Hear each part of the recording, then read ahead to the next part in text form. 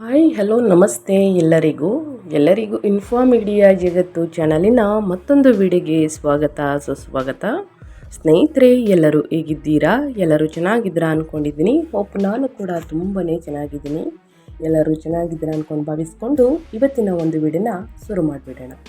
ಇವತ್ತಿನ ಒಂದು ವಿಡಿಯೋದಲ್ಲಿ ಮಕರ ರಾಶಿಯವರು ನಿಮ್ಮ ವ್ಯಾಪಾರದಲ್ಲಿ, ವ್ಯವಹಾರದಲ್ಲಿ, ಹಣಕಾಸಿನಲ್ಲಿ, ವೃತ್ತಿ ಜೀವನದಲ್ಲಿ, ಉದ್ಯೋಗದಲ್ಲಿ ಏನೆಲ್ಲ ಬದಲಾವಣೆಯನ್ನು ಗ್ರಹಗಳು ಸೂಚಿಸಲಿದೆ, ಯಾವುದರ ಬಗ್ಗೆ ಮಕರ ರಾಶಿಯವರು ಎಚ್ಚರಿಕೆ ವಹಿಸಬೇಕು ಅನ್ನೋದನ್ನ ಕಂಪ್ಲೀಟಾಗಿ ಇದೇ ವಿಡಿಯೋದಲ್ಲಿ ತಿಳಿಸ್ಕೊಡ್ತಾ ಹೋಗ್ತೀನಿ. ಇದನ್ನೆಲ್ಲ ತಿಳ್ಕೋಬೇಕು ಮಕರ ರಾಶಿಯವರು ಅಂದರೆ ಎಲ್ಲೂ ಕೂಡ ವಿಡಿಯೋನ ಸ್ಕಿಪ್ ಮಾಡಬಾರ್ದು. ಅಂದರೆ ವಿಡಿಯೋನ ಕಟ್ ಮಾಡಿ ಓಡಿಸ್ಕೊಂಡೋಗಿ ನೋಡ್ತೀನಿ ಅಂದರೆ ಫುಲ್ ಇನ್ಫಾರ್ಮೇಷನ್ ಅರ್ಥ ಆಗಲ್ಲ. ಸೊ ಹಾಗಾಗಿ ಎಲ್ಲ ವಿಡಿಯೋದಲ್ಲೂ ತಿಳಿಸ್ತಾ ಇರ್ತೀನಿ. ಮೊದಲಿಂದ ಕೊನೆ ತನಕ ವಿಡಿಯೋನ ವಾಚ್ ಮಾಡಿ. ವಿಡಿಯೋದಲ್ಲಿ ಒಳ್ಳೆ ಮಾಹಿತಿ ಸಿಕ್ಕಿದ್ದಲ್ಲಿ ತಪ್ಪದೆ ವಿಡಿಯೋಗೊಂದು ಲೈಕ್ ಕೊಟ್ಟು, ಇನ್ನೂ ನನ್ನ ಚಾನಲ್ನ ಸಬ್ಸ್ಕ್ರೈಬ್ ಮಾಡ್ಕೊಂಡಿಲ್ಲ ಅಂದರೆ ದಯವಿಟ್ಟು ಇನ್ಫಾ ಮೀಡಿಯಾಗೆ ಸಬ್ಸ್ಕ್ರೈಬ್ ಆಗಿ ನಿಮ್ಮ ಅಭಿಪ್ರಾಯಗಳನ್ನು ಕಮೆಂಟ್ ಬಾಕ್ಸಲ್ಲಿ ತಿಳಿಸಬಹುದು. ಓಂ ನಮಃ ಶಿವಾಯ, ಓಂ ನಮಃ ಲಕ್ಷ್ಮೀನಾರಾಯಣ ನಮಃ ಅಂತ ಕಮೆಂಟ್ ಮಾಡಿ. ಲಕ್ಷ್ಮೀನಾರಾಯಣ ಅನುಗ್ರಹದಿಂದ, ಶಿವನ ಕೃಪೆಯಿಂದ ನಿಮ್ಮ ಜೀವನದಲ್ಲಿ ಇರುವಂತಹ ಕಷ್ಟಗಳು, ಸಮಸ್ಯೆಗಳು, ಅಡಚಣೆಗಳು ಎಲ್ಲವೂ ಕೂಡ ಸಂಪೂರ್ಣವಾಗಿ ನಿವಾರಣೆಯಾಗಿ ಉನ್ನತ ಆರೋಗ್ಯವನ್ನು ಪಡೆದುಕೊಂಡು ಸಾಕಷ್ಟು ಸುಖ ಸಮೃದ್ಧಿ ಹೆಚ್ಚಳವಾಗಲಿ ಅಂತ ಕೇಳ್ಕೊತಾ ಮಕರ ರಾಶಿಯವರಿಗೆ ವಿಡಿಯೋ ಕಡೆ ಗಮನ ಕೊಡ್ತಾ ಹೋಗೋಣ ಸ್ನೇಹಿತರೆ. ಇದಕ್ಕೆಲ್ಲ ಕಾರಣ ಗ್ರಹಗಳ ಸಂಚಾರ ಮತ್ತು ಗ್ರಹಗಳ ಸ್ಥಾನ ಬದಲಾವಣೆಯಿಂದ ಪ್ರತಿಯೊಬ್ಬ ರಾಶಿಯವರಿಗೂ ಒಂದಲ್ಲ ಒಂದು ರೀತಿಯಲ್ಲಿ ಸಮಸ್ಯೆಗಳು ಎದುರಾಗಲಿದೆ. ಅದರಲ್ಲಿ ಮಕರ ರಾಶಿಯವರು ಒಬ್ಬರು ಅಂತಲೇ ಹೇಳಬಹುದು. ಯಾವ ಗ್ರಹದಿಂದ ಏನೆಲ್ಲ ಪ್ರಭಾವವನ್ನು ಬೀರಲಿದೆ ಅನ್ನೋದನ್ನ ನೋಡ್ತಾ ಹೋಗೋಣ. ಮೊದಲನೇದಾಗಿ ಮಕರ ರಾಶಿಯವರಿಗೆ ಸ್ನೇಹಿತರೆ, ಏಪ್ರಿಲ್ ದ್ವಿತೀಯಾರ್ಧದಲ್ಲಿ ಸಾಕಷ್ಟು ಬದಲಾವಣೆಯನ್ನು ನೀಡಲಿರುವಂತಹ ಗ್ರಹ ಸಂಚಾರ ಹೇಗಿರಲಿದೆ ಅಂದರೆ, ಶನಿ 1 ಮತ್ತು 2ನೇ ಮನೆಯ ಅಧಿಪತಿಯಾಗಿರುವಂತಹ ಅಂದರೆ ನಿಮ್ಮ ಲಗ್ನಾಧಿಪತಿ ಶನಿ 3ನೇ ಮನೆಯಲ್ಲಿ ಮೀನದಲ್ಲಿ ಸಂಚಾರವನ್ನು ಮಾಡುತ್ತಿದೆ. ಅಪಾರ ಧೈರ್ಯ, ಆತ್ಮವಿಶ್ವಾಸ, ಒಡ ಹುಟ್ಟಿದವರೊಂದಿಗೆ ವ್ಯವಹಾರಗಳು, ಸ್ಥಿರ ಆಲೋಚನೆಗಳು. ಮಂಗಳ 4 ಮತ್ತು 11ನೇ ಮನೆಯ ಅಧಿಪತಿ 3ನೇ ಮನೆಯಲ್ಲಿ ಮೀನದಲ್ಲಿ ಸಂಚಾರವನ್ನು ಮಾಡುತ್ತಿದೆ. ಸ್ವಪ್ರಯತ್ನದ ಮೂಲಕ ಲಾಭಗಳು, ಪ್ರಯಾಣಗಳು, ಜೊತೆಗೆ ದೃಢ ನಿಶ್ಚಯ, ನೆರೆಹೊರೆಯವರಿಂದ ಜಗಳಗಳು, ವಾದ ವಿವಾದಗಳು, ಮನಸ್ತಾಪಗಳು ಹೆಚ್ಚಾಗಲಿದೆ. ಇನ್ನು ಬುಧ 6 ಮತ್ತು 9ನೇ ಮನೆಯ ಅಧಿಪತಿಯಾಗಿರುವಂತಹ ಬುಧ 3ನೇ ಮನೆಯಲ್ಲಿ ನೀಚ ಸ್ಥಿತಿಯಲ್ಲಿ ಸಂಚಾರವನ್ನು ಮಾಡುತ್ತಿದೆ. ಸಂವಹನದಲ್ಲಿ ಅಂತರ ಅಂದರೆ ಕಮ್ಯುನಿಕೇಷನ್ ಗ್ಯಾಪ್, ಒಪ್ಪಂದಗಳ ವಿಳಂಬ, ಪ್ರಯಾಣದ ಸಮಯದಲ್ಲಿ ಎಚ್ಚರಿಕೆ ಅಗತ್ಯ. ಅಂದರೆ ಬೆಲೆ ಬಾಳುವಂತಹ ವಸ್ತುಗಳು ಕಳ್ಳತನವಾಗಬಹುದು. ಇನ್ನು ಸೂರ್ಯ 8ನೇ ಮನೆಯ ಅಧಿಪತಿಯಾಗಿರುವ ಸೂರ್ಯ 4ನೇ ಮನೆಯಲ್ಲಿ ಉಚ್ಚ ಸ್ಥಿತಿಯಲ್ಲಿ ಸಂಚಾರವನ್ನು ಮಾಡುತ್ತಿದೆ. ಮನೆಯಲ್ಲಿ ಹಠಾತ್ ಬದಲಾವಣೆಗಳು, ತಾಯಿಯ ಆರೋಗ್ಯ ಸಮಸ್ಯೆಗಳು, ಪಿತ್ರಾರ್ಜಿತ ಆಸ್ತಿಯಿಂದ ಲಾಭ ಅಂತಲೇ ಹೇಳಬಹುದು. ಇನ್ನು ಶುಕ್ರ 5 ಮತ್ತು 10ನೇ ಮನೆಯ ಅಧಿಪತಿಯಾಗಿರುವಂತಹ ಯೋಗಕಾರಕ ಅಧಿಪತಿ ಶುಕ್ರ ಸ್ನೇಹಿತರೆ 5ನೇ ಮನೆಯಲ್ಲಿ ಏಪ್ರಿಲ್ ದ್ವಿತೀಯಾರ್ಧದಲ್ಲಿ ಸಂಚಾರವನ್ನು ಮಾಡುತ್ತಿದೆ. ಕೆಲಸದಲ್ಲಿ ಪ್ರತಿಭೆಯ ಮನ್ನಣೆ, ಹೆಚ್ಚಿನ ಸೃಜನಶೀಲತೆ, ಮಕ್ಕಳಿಂದ ಸಂತೋಷ, ಪ್ರೀತಿಯಲ್ಲಿ ಯಶಸ್ಸು ಅಂತಲೇ ಹೇಳಬಹುದು. ಇದು ಗ್ರಹಗಳ ಸಂಚಾರ ಮತ್ತು ಗ್ರಹಗಳ ಸ್ಥಾನ ಬದಲಾವಣೆ, ಅದರಿಂದಾಗುವಂತಹ ಪ್ರಭಾವವನ್ನು ಮಕರ ರಾಶಿಯವರು ನೋಡಲಿದ್ದೀರಿ. ಇನ್ನು ಒಂದೊಂದಾಗಿ ತಿಳಿಸೋದಾದರೆ ಸ್ನೇಹಿತರೆ, ಈ ತಿಂಗಳಲ್ಲಿ ಪರಾಕ್ರಮ ಮತ್ತು ಹಠಾತ್ ಬೆಳವಣಿಗೆಗಳು ಅಂತಲೇ ಹೇಳಬಹುದು. ಏಪ್ರಿಲ್ 25ರ ನಂತರ ಏಪ್ರಿಲ್ 2026 ಮಕರ ರಾಶಿಯವರ ಜೀವನದಲ್ಲಿ ಧೈರ್ಯ ಮತ್ತು ಸಾಧನೆಯ ಆಳವಾದ ಸಂಕೇತವಾಗಿ ನಿಲ್ಲುತ್ತದೆ. ನಿಮ್ಮ ಲಗ್ನಾಧಿಪತಿಯಾದ ಶನಿಯು ನಿಮ್ಮ 3ನೇ ಮನೆ ಅಂದರೆ ಧೈರ್ಯ ಮತ್ತು ಉಪಕ್ರಮಗಳ ಮನೆಯಲ್ಲಿ ಮೀನರಾಶಿಯಲ್ಲಿ ಪ್ರಬಲವಾಗಿ ಸ್ಥಾನ ಪಡೆದಿದ್ದಾನೆ. ಏಪ್ರಿಲ್ 25ರಂದು 11ನೇ ಅಧಿಪತಿಯಾಗಿರುವ ಮಂಗಳನು ಅವನೊಂದಿಗೆ ಸೇರುವುದರಿಂದ ನಿಮ್ಮ ಕಠಿಣ ಪರಿಶ್ರಮ ಮತ್ತು ಹಠಮಾರಿ ದೃಢ ನಿಶ್ಚಯದ ಮೂಲಕ ನೀವು ಅತ್ಯಂತ ಕಷ್ಟಕರವಾದ ಮತ್ತು ಅಸಾಧ್ಯವೆಂದು ತೋರುವಂತಹ ಕಾರ್ಯಗಳನ್ನು ಸಹ ಸಾಧಿಸಲಿದ್ದೀರಿ.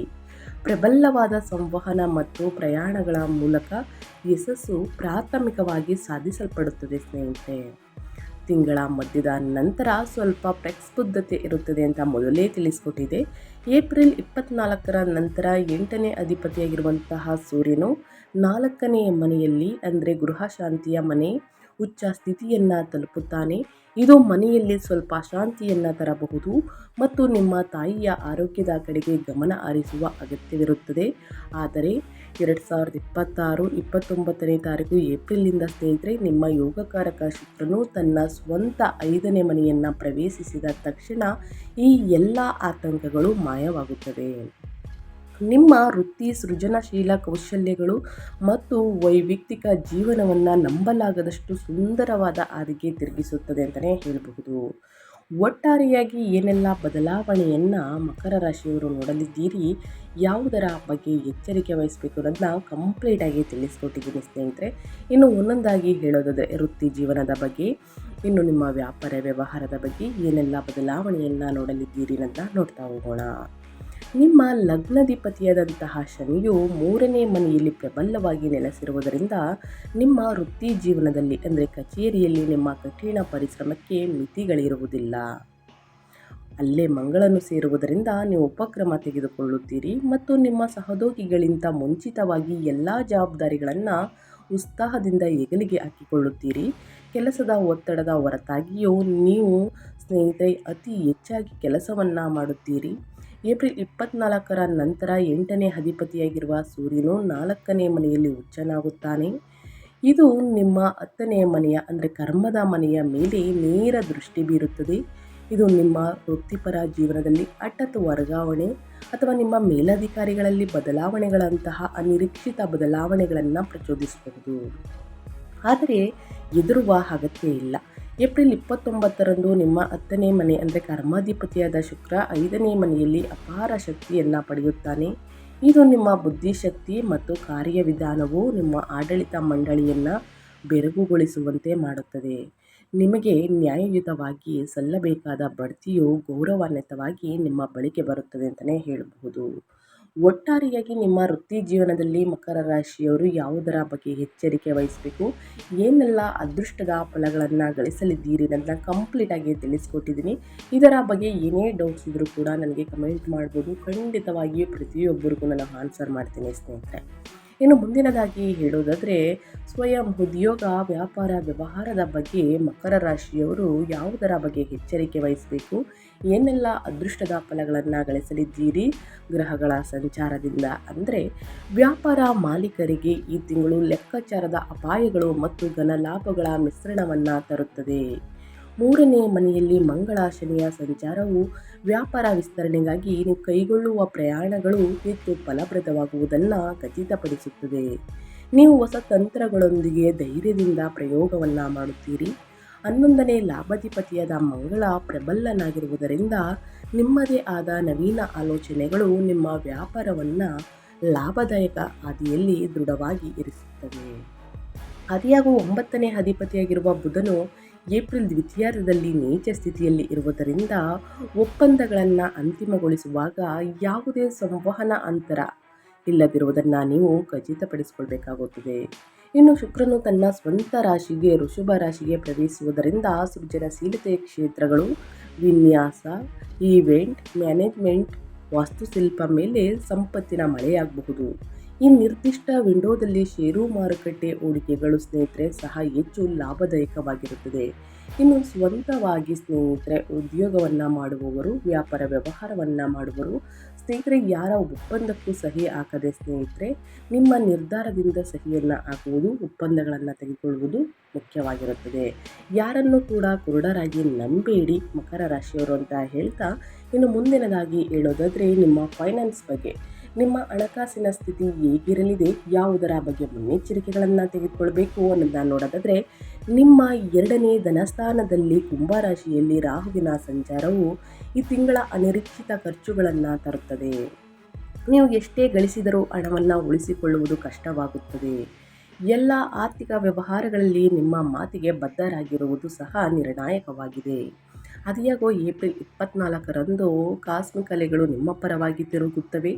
4ನೇ ಮನೆಯಲ್ಲಿ 8ನೇ ಅಧಿಪತಿಯಾಗಿರುವಂತಹ ಸೂರ್ಯನು ಉಚ್ಚ ಸ್ಥಿತಿಯನ್ನು ತಲುಪುವುದು ವಿಮಾ ಪಾವತಿಗಳು, ಹಳೆಯ ಬಾಕಿಗಳು ವಸೂಲಿ ಅಥವಾ ಪಿತ್ರಾರ್ಜಿತ ಆಸ್ತಿಗಳ ಇತ್ಯರ್ಥದ ಮೂಲಕ ಹಠಾತ್ ಆರ್ಥಿಕ ಲಾಭಗಳನ್ನು ತರುತ್ತದೆ. ಮನೆ ಅಥವಾ ವಾಹನವನ್ನು ಮಾರಾಟ ಮಾಡುವುದರಿಂದ ಉತ್ತಮ ಲಾಭ ಸಿಗುತ್ತದೆ.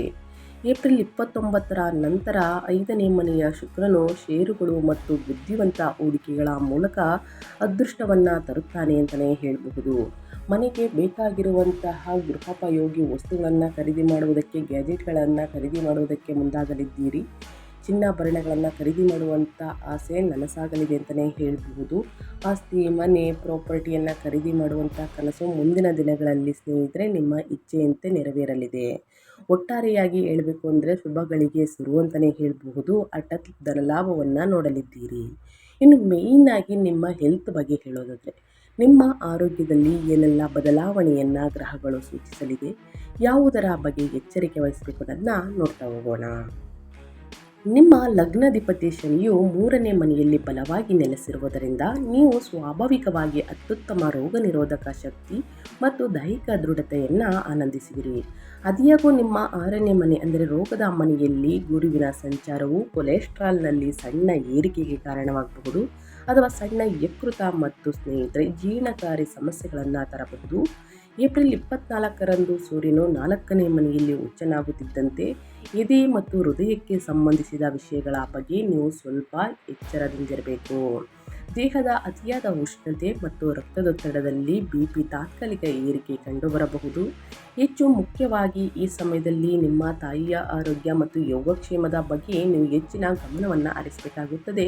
ಮಕರ ರಾಶಿಯವರು ಯಾವುದರ ಬಗ್ಗೆ ಎಚ್ಚರಿಕೆ ವಹಿಸಬೇಕು ಮಕರ ರಾಶಿಯವರು ಅನ್ನೋದನ್ನ ಕಂಪ್ಲೀಟಾಗಿ ತಿಳಿಸ್ಕೊಟ್ಟಿದ್ದೀನಿ. ಏನೇ ಡೌಟ್ಸ್ ಇದ್ದರೂ ಕೂಡ ಕಮೆಂಟ್ ಮಾಡಿ ಸ್ನೇಹಿತರೆ. ಪ್ರತಿದಿನ ಯೋಗ, ಧ್ಯಾನ, ಮೆಡಿಟೇಷನನ್ನು ಮಾಡಿ ಉನ್ನತ ಆರೋಗ್ಯವನ್ನು ಪಡೆದುಕೊಳ್ಳಿ ಅಂತ ಹೇಳ್ತಾ, ಇನ್ನು ಮುಂದಿನದಾಗಿ ನಿಮ್ಮ ಕುಟುಂಬದ ಬಗ್ಗೆ ಹೇಳೋದಾದರೆ, ವೈಯಕ್ತಿಕ ಜೀವನ, ಪ್ರೇಮ ಜೀವನ, ನಿಮ್ಮ ಫ್ಯಾಮಿಲಿ ಬಗ್ಗೆ ಹೇಳೋದಾದರೆ, ಮಕ್ಕಳ ಭವಿಷ್ಯದಲ್ಲಿ ಏನೆಲ್ಲ ಬದಲಾವಣೆಗಳು ಕಂಡು ಬರಲಿದೆ ಅಂದರೆ, ಗೃಹ ಶಾಂತಿಯ 4ನೇ ಮನೆಯಲ್ಲಿ ಉಚ್ಚ ಸೂರ್ಯನ 8ನೇ ಅಧಿಪತಿಯಾಗಿ ಸಂಚಾರದ ಮನೆಯಲ್ಲಿ ಗಮನಾರ್ಹವಾದ ನೆಮ್ಮದಿಯ ಕೊರತೆಯನ್ನು ಉಂಟು ಮಾಡುತ್ತದೆ. ಕುಟುಂಬದ ಸದಸ್ಯರ ನಡುವೆ ವಿಶೇಷವಾಗಿ ಹಿರಿಯರೊಂದಿಗೆ ಅಹಂಕಾರದ ಸಮಸ್ಯೆಗಳು ಸ್ನೇಹಿತರೆ, ಸಣ್ಣ ಬೆಂಕಿ ಅಥವಾ ವಿದ್ಯುತ್ ಅಪಘಾತಗಳು ಸಾಧ್ಯತೆ ಇದೆ. ಆದ್ದರಿಂದ ಮೂಲಭೂತ ಎಚ್ಚರಿಕೆ ಅತ್ಯಗತ್ಯ.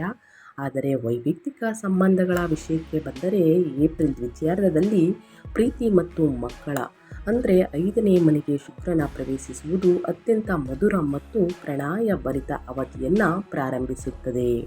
ಅವಿವಾಹಿತರಿಗೆ ಪ್ರೇಮ ಸಂಬಂಧಗಳು ಸುಂದರವಾಗಿ ಅರಳುತ್ತವೆ ಅಂತಲೇ ಹೇಳಬಹುದು. ಗಂಡ ಮತ್ತು ಹೆಂಡತಿಯ ನಡುವೆ ಪ್ರಣಯ ಮತ್ತು ಪರಸ್ಪರ ಆಕರ್ಷಣೆ ಗಮನಾರ್ಹವಾಗಿ ಹೆಚ್ಚಾಗುತ್ತದೆ.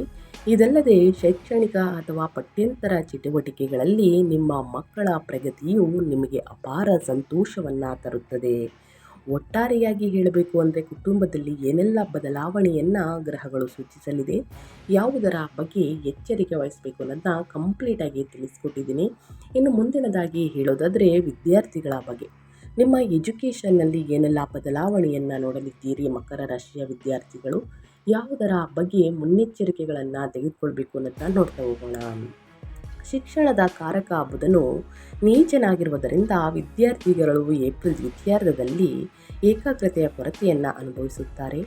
ಮೇ 1ರಿಂದ ಸ್ನೇಹಿತರೆ ನಿಮ್ಮ ನಾಟಕೀಯವಾಗಿ ಬದಲಾಗುತ್ತದೆ ಅಂತಲೇ ಹೇಳಬಹುದು. ನಿಮ್ಮ 5ನೇ ವಿದ್ಯಾಧಿಪತಿಯಾದಂತಹ ಶುಕ್ರ ತನ್ನ ಸ್ವಂತ ಮನೆಯನ್ನು ಪ್ರವೇಶಿಸುತ್ತಿದ್ದಂತೆ ವಿದ್ಯಾರ್ಥಿಗಳ ಗ್ರಹಣ ಶಕ್ತಿ ಮತ್ತು ಗಮನವು ಗಮನಾರ್ಹವಾಗಿ ಹೆಚ್ಚಾಗುತ್ತದೆ. ಕಲೆ, ಸೃಜನಶೀಲ ವಿಷಯಗಳು, ವಿನ್ಯಾಸ ಅಥವಾ ಫ್ಯಾಷನನ್ನು ಅನುಸರಿಸುವ ವಿದ್ಯಾರ್ಥಿಗಳಿಗೆ ಇದು ಸುವರ್ಣ ಯುಗವಾಗಿದೆ. ಸ್ಪರ್ಧಾತ್ಮಕ ಪರೀಕ್ಷೆಗಳಿಗೆ ತಯಾರಿಯನ್ನು ನಡೆಸುತ್ತಿರುವವರು ತಮ್ಮ ಸಂವಹನ ಮತ್ತು ಬರವಣಿಗೆ ಕೌಶಲ್ಯಗಳಲ್ಲಿ ಗಮನಾರ್ಹ ಸುಧಾರಣೆಯನ್ನು ಗಮನಿಸುತ್ತಾರೆ. ಒಟ್ಟಾರೆಯಾಗಿ ವಿದ್ಯಾರ್ಥಿಗಳು ಕಷ್ಟಪಟ್ಟು ಅಧ್ಯಯನದ ಕಡೆ ಗಮನ ಕೊಟ್ಟಿದ್ದಲ್ಲಿ ಉನ್ನತ ಫಲಿತಾಂಶವನ್ನು ಗಳಿಸುವುದಕ್ಕೆ ಸಾಧ್ಯವಾಗಲಿದೆ ಸ್ನೇಹಿತರೆ. ಇನ್ನು ಮುಂದಿನದಾಗಿ ಹೇಳೋದಾದರೆ, ಈ ತಿಂಗಳ ಕೊನೆಯ ದಿನಗಳಲ್ಲಿ ಅನುಸರಿಸಬೇಕಾದ ಜ್ಯೋತಿಷ್ಯದ ಪರಿಹಾರಗಳನ್ನು ತಿಳಿಸ್ಕೊಡ್ತೀನಿ. ಈ ಪರಿಹಾರವನ್ನು ಅನುಸರಿಸುವುದರಿಂದ ನಿಮ್ಮ ಕಷ್ಟಗಳು, ಸಮಸ್ಯೆಗಳು ಕ್ರಮೇಣವಾಗಿ ಕಡಿಮೆಯಾಗಲಿದೆ. ಸ್ನೇಹಿತರೆ, 4ನೇ ಮನೆಯಲ್ಲಿ ಸೂರ್ಯನ ಶಾಖ ಸಂಬಂಧಿತ ಪರಿಣಾಮಗಳನ್ನು ಕಡಿಮೆ ಮಾಡಲು, ನಿಮ್ಮ ಕುಟುಂಬದಲ್ಲಿ ಸಂಪೂರ್ಣ ಶಾಂತಿಯನ್ನು ಸ್ಥಾಪಿಸಲು ಮತ್ತು ಯೋಗಕಾರಕ ಶುಕ್ರನ ಪ್ರಬಲ ಶಕ್ತಿಯನ್ನು ಹೆಚ್ಚಿಸಲು ಈ ಪರಿಹಾರಗಳನ್ನು ಅನುಸರಿಸಿ. ಮೊದಲನೇದಾಗಿ ಭಾನುವಾರದಂದು ಅಥವಾ ಪ್ರತಿದಿನ ಸೂರ್ಯ ನಮಸ್ಕಾರವನ್ನು ಮಾಡಿ ಸೂರ್ಯ ದೇವರಿಗೆ ನೀರನ್ನು ಅರ್ಪಿಸಿ ಅಂದರೆ ಅಗ್ರವನ್ನು ಅರ್ಪಿಸುವುದು ಉತ್ತಮ ಸ್ನೇಹಿತರೆ. ನೀರನ್ನು ಅರ್ಪಿಸಬೇಕಾದ್ರೆ ಸ್ನೇಹಿತರೆ, ನೀರನ್ನು ಅರ್ಪಿಸಬೇಕಾದ್ರೆ ನೀರಿನಲ್ಲಿ ಕುಂಕುಮ ಮತ್ತು ಬೆಲ್ಲವನ್ನು ಬೆರೆಸಿ ಸೂರ್ಯದೇವರಿಗೆ ಅಗ್ರವನ್ನು ನೀಡಿ ಆದಿತ್ಯ ಹೃದಯ ಸ್ತೋತ್ರವನ್ನು 11 ಬಾರಿ ಹೇಳುತ್ತಾ ಸ್ನೇಹಿತರೆ, ಇದು ವ್ಯಾಪಾರ ವ್ಯವಹಾರದಲ್ಲಿ ಕಷ್ಟಗಳನ್ನು ಕಡಿಮೆ ಮಾಡಲಿದೆ. ಇನ್ನು ದಾನ ಧರ್ಮ, ಶುಕ್ರನ ಪ್ರಬಲ ಯೋಗಕಾರಕ ಆಶೀರ್ವಾದವನ್ನು ಸಂಪೂರ್ಣವಾಗಿ ಪಡೆಯಲು ಶುಕ್ರವಾರದಂದು ಬಡ ವಿವಾಹಿತ ಮಹಿಳೆಯರು ಅಥವಾ ಸಣ್ಣ ಮಕ್ಕಳಿಗೆ ಸಿಹಿ ತಿಂಡಿ ಅಥವಾ ಬಟ್ಟೆಗಳನ್ನು ವಿತರಿಸಿ. ಇನ್ನು ರಾಹು ಶಾಂತಿ, 2ನೇ ಮನೆಯಲ್ಲಿರುವ ರಾಹುವಿನಿಂದಾಗಿ ಕಠಿಣವಾಗಿ ಮಾತನಾಡುವುದನ್ನು ತಡೆಯಲು ಮತ್ತು ಹಣಕಾಸಿನ ನಷ್ಟವನ್ನು ಅಂದರೆ ಆರ್ಥಿಕ ನಷ್ಟವನ್ನು ಸಕ್ರಿಯವಾಗಿ ತಪ್ಪಿಸಲು ನಿಯಮಿತವಾಗಿ ದುರ್ಗಾದೇವಿಯನ್ನು ಪೂಜಿಸಿ. ಇನ್ನು ರಾಹುವಿನ ಪ್ರಭಾವವನ್ನು ಕಡಿಮೆ ಮಾಡಲು ನಿಮ್ಮ ಜೋಬಿನಲ್ಲಿ, ನಿಮ್ಮ ಕೈಯಲ್ಲಿ ಅಥವಾ ನಿಮ್ಮ ಬೆರಳಲ್ಲಿ ಸ್ನೇಹಿತರೆ ಬೆಳ್ಳಿಯನ್ನು ಧರಿಸಿ. ಇದು ರಾಹುವಿನ ಪ್ರಭಾವವನ್ನು ಸ್ನೇಹಿತರೆ ಕಡಿಮೆ ಮಾಡಲಿದೆ. ಇನ್ನು ಶಿವನ ಆರಾಧನೆ, 4ನೇ ಮನೆಯಲ್ಲಿ ರೂಪುಗೊಂಡ ಉಷ್ಣ ಸಂಬಂಧಿತ ದೋಷಗಳನ್ನು ತಗ್ಗಿಸಲು ಮತ್ತು ನಿಮ್ಮ ತಾಯಿಯ ಆರೋಗ್ಯವನ್ನು ರಕ್ಷಿಸಲು ಪ್ರತಿದಿನ ಶಿವ ಪಂಚಾಕ್ಷರಿ ಮಂತ್ರವನ್ನು ಪಠಿಸಿ. ಸೋಮವಾರದಂದು ಶಿವನಿಗೆ ಜಲಾಭಿಷೇಕ ಅಥವಾ ಹಾಲಿನ ಅಭಿಷೇಕವನ್ನು ಮಾಡಿ ಕಷ್ಟಗಳು, ಸಮಸ್ಯೆಗಳು ಕ್ರಮೇಣವಾಗಿ ಕಡಿಮೆಯಾಗಲಿದೆ ಅಂತಲೇ ಹೇಳಬಹುದು. ಈ ಸಣ್ಣ ಪುಟ್ಟ ಪರಿಹಾರವನ್ನು ಪ್ರತಿಯೊಬ್ಬರು ಮಕರ ರಾಶಿಯವರು ಮಾಡಿ ಅಂತ ಹೇಳ್ತಾ ನನ್ನ ವಿಡಿಯೋನ ಎಂಡ್ ಮಾಡ್ತಾ ಇದ್ದೀನಿ. ದಯವಿಟ್ಟು ಇವತ್ತಿನ ಒಂದು ವಿಡಿಯೋದಲ್ಲಿ ಮಕರ ರಾಶಿಯವರಿಗೆ ಒಳ್ಳೆಯ ಮಾಹಿತಿ ಸಿಕ್ಕಿದ್ದಲ್ಲಿ, ಈ ವಿಡಿಯೋ ಯೂಸ್ಫುಲ್ ಅನಿಸಿದ್ದಲ್ಲಿ ವಿಡಿಯೋಗೆ ಲೈಕ್ ಮಾಡೋದನ್ನ ಮರ್ತಿದ್ರೆ ಲೈಕ್ ಮಾಡಿ. ಇನ್ನೂ ನನ್ನ ಚಾನಲ್ನ ಸಬ್ಸ್ಕ್ರೈಬ್ ಮಾಡ್ಕೊಳ್ಳೋದನ್ನೇ ನೋಡ್ತಿದ್ರೆ ಇನ್ಫಾರ್ಮೇಟಿವ್ಗೆ ಸಬ್ಸ್ಕ್ರೈಬ್ ಆಗಿ ನಿಮ್ಮ ಅಭಿಪ್ರಾಯಗಳನ್ನು ಕಮೆಂಟ್ ಬಾಕ್ಸಲ್ಲಿ ತಿಳಿಸಬಹುದು. ಯಾರೆಲ್ಲ ಸಬ್ಸ್ಕ್ರೈಬ್ ಮಾಡಿಕೊಂಡು ಪ್ರತಿನಿತ್ಯ ವಿಡಿಯೋ ವಾಚ್ ಮಾಡ್ತಿದ್ದೀರಾ ಅಂಥವರಿಗೆ ಥ್ಯಾಂಕ್ ಯು ಸೋ ಮಚ್ ಅಂತ ಹೇಳ್ತಾ, ಮತ್ತೊಂದು ವಿಡಿಯೋದಲ್ಲಿ ಮತ್ತೊಂದು ಹೊಸ ಭವಿಷ್ಯದಲ್ಲಿ ಸಿಗ್ತೀನಿ. ನಿಮಗೂ ಮತ್ತು ನಿಮ್ಮ ಕುಟುಂಬಕ್ಕೆ ತುಂಬಾ ಒಳ್ಳೆಯದಾಗಲಿ. ಶನಿದೇವರ ಆಶೀರ್ವಾದ, ಶಿವನ ಅನುಗ್ರಹ ನಿಮ್ಮ ಮೇಲಿರಲಿ ಅಂತ ಹೇಳ್ತಾ, ಮತ್ತೊಂದು ವಿಡಿಯೋ ಜೊತೆ ಮತ್ತೊಂದು ಹೊಸ ಭವಿಷ್ಯದಲ್ಲಿ ಸಿಗ್ತೀನಿ. ಈ ಅದೃಷ್ಟ ರಾಶಿ ನಿಮ್ಮ ಕುಟುಂಬದಲ್ಲಿ, ನಿಮ್ಮ ಸ್ನೇಹಿತರಲ್ಲಿ ಅಥವಾ ನಿಮ್ಮ ಹಿತೈಷಿಗಳು ಯಾರೇ ಆಗಿದ್ದರೂ ಕೂಡ ಅವ್ರಿಗೆ ವಿಡಿಯೋವನ್ನು ಶೇರ್ ಮಾಡಿ. ಯಾಕಂದರೆ ನಿಮ್ಮ ಕಡೆಯಿಂದ ಅವರ ಅದೃಷ್ಟದ ಭವಿಷ್ಯವನ್ನು ಅವರು ಕೂಡ ತಿಳ್ಕೊಳ್ಳಂಗಾಗುತ್ತೆ ಅಂತ ಹೇಳ್ತಾ, ಥ್ಯಾಂಕ್ ಯು ಫಾರ್ ವಾಚಿಂಗ್.